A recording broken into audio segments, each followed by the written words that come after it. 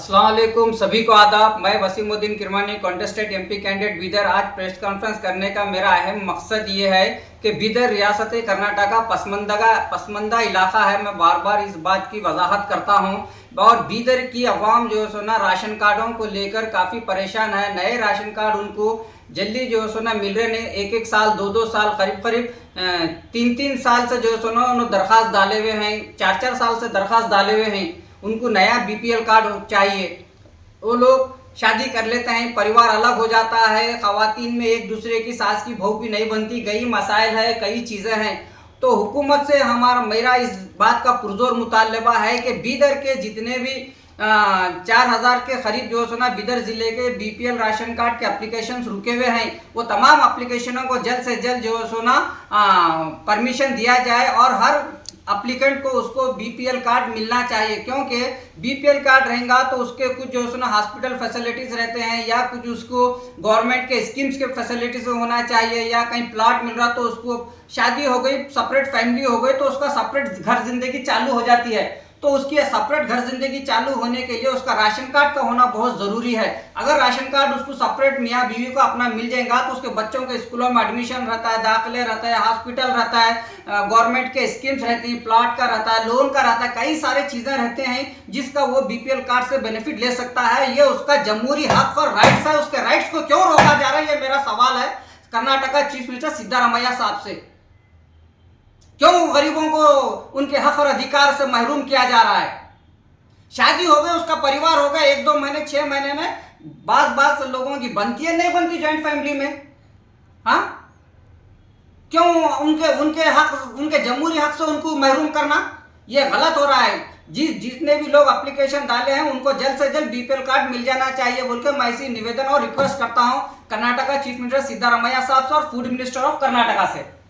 और एक दूसरी बात, ये बीदर में जैसा कि ये बैकवर्ड एरिया है, यहाँ पर प्राइवेट इंस्टीट्यूशन वाले पेरेंट्स का खून चूस रहे हैं। जैसा कि बुक्स, नोटबुक भी स्कूल से खरीदना, पेंसिल स्कूल से खरीदना, यूनिफॉर्म स्कूल से खरीदना, शूज स्कूल से खरीदना, इवन जो है ना एक सॉक्स भी और शूज की डोरी भी लेना है तो स्कूल से लेना, जैसे जो है ना उन्होंने फर्ज कर दिए हैं। ये नेसेसरी नहीं है, ये जरूरी नहीं है कि तुम्हारे स्कूल में हम बच्चों को दाखिला दिलाए तो तुम्हारे पास से ही हर चीज खरीदना। हमको जो चीज जहां पर सस्ती मिलती है वो चीज ले लेते हैं। तो बीदर डीडीपीआई की नेग्लिजेंसी, लापरवाही और जिला इंतजामिया की लापरवाही बीदर की मासूम भोली भाली गरीब जनता, मिडिल क्लास जनता जो ख्वाब और सपने देख रहे हैं कि मेरा बच्चा डीसी बने, मेरा बच्चा म्युनिसिपल कमिश्नर बने, मेरा बच्चा तहसीलदार बने, तो उनके ख्वाब चिकना चूर होते हुए नजर आ रहे हैं। रात दिन मेहनत और मशक्कत कर रहा है, उसकी मेहनत और मशक्कत का, उसकी खून पसीने की कमाई को ये प्राइवेट इंस्टीट्यूशन वाले उसका चूस रहे हैं, उसका खून, उसकी मेहनत को लूट रहे हैं। ये जो है अंधाधुंध लूटमारी चल रही है स्कूलों के नाम के ऊपर। इसका जिम्मेदार कौन है? मेरा सवाल है बीदर नॉर्थ एमएलए रहीम खान साहब से और बीदर डिस्ट्रिक्ट इंचार्ज मिनिस्टर ईश्वर खंडे जी से और कर्नाटका चीफ मिनिस्टर सिद्धारमैया साहब से। क्यों हमारे ऊपर जुल्म और अत्याचार, नाइंसाफी हो रही है? क्यों आप लोग इसके खिलाफ ऐवान असेंबली में आवाज उठाते? क्यों आप डीडीपीआई के कानून क्यों नहीं सिखाते? हमने कई बार देखा है कि ऑफिसरों में जो है ना एकता दिवस के मौके के ऊपर, संविधान के दिवस के मौके के ऊपर शपथ खाते लेते हैं पूरे ऑफिसर्स के, हम सबके साथ इक्वलिटी देखेंगे, समानता देखेंगे, किसी के साथ नाइंसाफी नहीं देंगे, कानून के दायरे में काम करेंगे बोलकर आप शपथ खाते, मगर कानून के दायरे में कहीं काम नहीं हो रहा बात जगहों पे। तो उसकी जिम्मेदारी कौन है? कौन है उसका जिम्मेदार? Who is the responsible for the problem of Bidar citizens? I am asking to question Bidar deputy commissioner and chief minister of Karnataka. हाँ, और ये चीज हो। दूसरी बात, मैं एजुकेशन मिनिस्टर कर्नाटका से, चीफ मिनिस्टर सिद्धारमैया साहब से इस बात की रिक्वेस्ट कर रहा हूं कि जो लोग अपने बच्चों को प्राइवेट स्कूल में केजी से लेके पीयूसी सेकेंड ईयर तक पढ़ाते हैं, वो लोग सरकारी स्कूलों में अपने बच्चों को दाखिला नहीं दिलाते। वो लोग के पास पैसा रहता है, फिर वो लोग का बच्चा प्राइवेट स्कूल में अच्छे पढ़ के करके अच्छा परसेंटेज लाता है, फिर वो जो है मेडिकल और इंजीनियरिंग में गवर्नमेंट की सीट का बेनिफिट वही लेता है। तो मेरे जैसे गरीब के बच्चे जो सरकारी स्कूल में दाखिला लेके फर्स्ट क्लास से पीयूसी तक सरकारी स्कूल, सरकारी कॉलेज में पढ़ने वाले बच्चों को फ्री मेडिकल सीट नहीं मिल रही, फ्री इंजीनियरिंग की सीट नहीं मिल रही।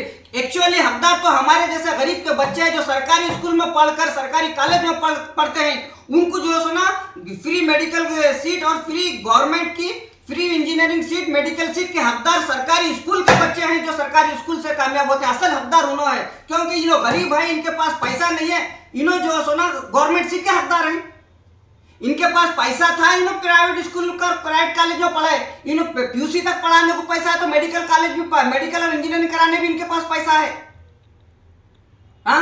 अम्मा भी टीचर, बाबा भी टीचर, सरकारी स्कूल में बच्चों को प्राइवेट स्कूलों में पढ़ा के डॉक्टर इंजीनियर बना रहे हैं, आईएएस बना रहे हैं, आईपीएस बना रहे हैं।